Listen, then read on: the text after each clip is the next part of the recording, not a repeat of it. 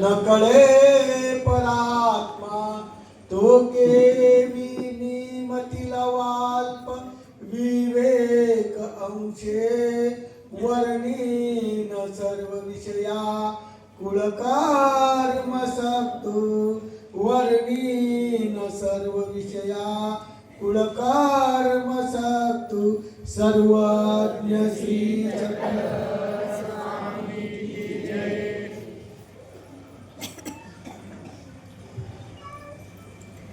आज आमच्या साकवी गावाचा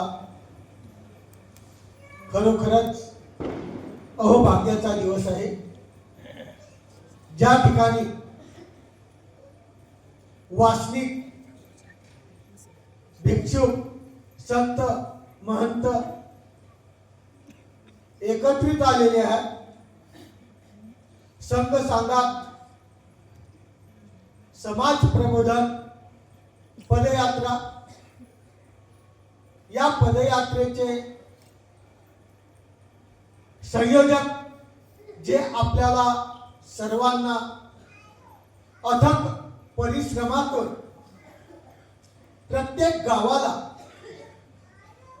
जाऊन प्रत्येक गावातील पिढीचं प्रसाद वंदन करून देतात. खरोखर आपण या संचालक मंडळाचं ऋण आयुष्यभर फेडू शकणार नाही. आपण त्यांच्यासाठी एकदा टाळ्या वाजवायच्या.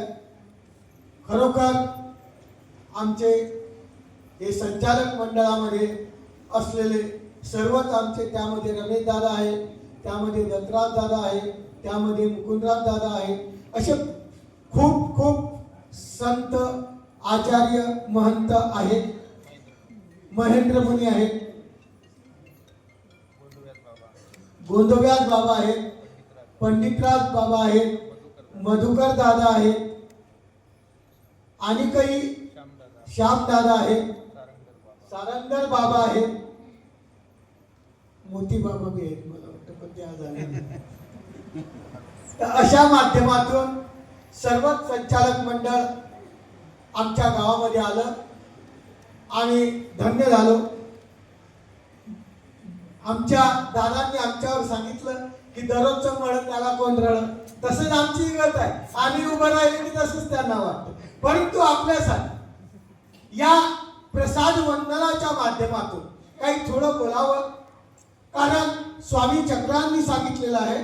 स्वामी चक्रांचा बेलापूरवरून उदास होऊन उत्तर दिशेला निघून गेले तेव्हा स्वामींनी सांगितलं असंविधानी आपण सर्वांनी आम्ही निघून जाणार, पण असंविधानी राहिल्यानंतर आपण काय आचरण करायचं, काय वंदन करायचं, हा विधी सांगत असताना आमच्या टीकाकारांनी सांगितलंय की बहुत प्रसाद वंदन करावे, बहुत स्थान वंदन करावे, बहुत भिक्षुका भेटावे, बहुत वासनिका भेटावे. ऐसा जो करेल, असा जो करेल त्याला चालता बोलता देव तो दुर्लभ आहे, तो सुलभ झाल्याशिवाय राहणार नाही. अशा माध्यमातून ही पदयात्रा आपल्या ठिकाणी या सांगवी गावात आली. आपण सर्व या पिढीचं वंदन करत आहात. या पिढीच्या देवपूजेबद्दल थोडीफार माहिती आपल्याला सांगणार आहे. या मंदिरची परंपरा जवळजवळ 200 वर्षापासून या गावाची, या मंदिरची परंपरा मानव पंथात या 200 वर्षापासून या गावात चालत आलेला आहे. या गावात प्रथम महानुभाव पंथ नव्हता, परंतु असं परंपरेने बोलल्या जातं की जवळच महेलखेडी म्हणून गाव आहे. या गावाला हा मानवा पंथ होता.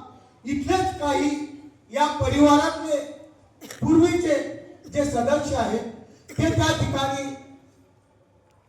काहीतरी रोजानी सालानी काम करत होते. त्यांना तो धर्म आवडला.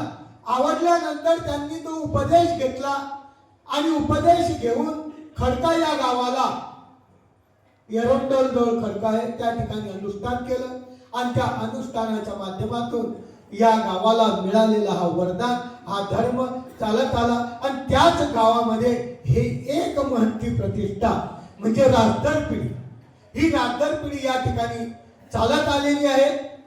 त्याच सोबत या गावाची परंपरा खूप सुंदर आहे.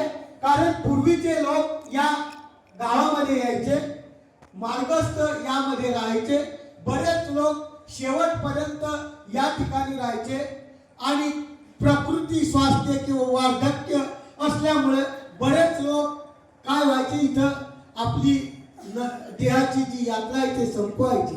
आणि अशा माध्यमातून काही परिवार आमच्या साधू लोकांनी प्रसाद हे या लोकांना दिलेले होते आणि हा प्रसाद प्रत्येकाच्या घरी जे जे आहेत त्यांच्या घरी होते.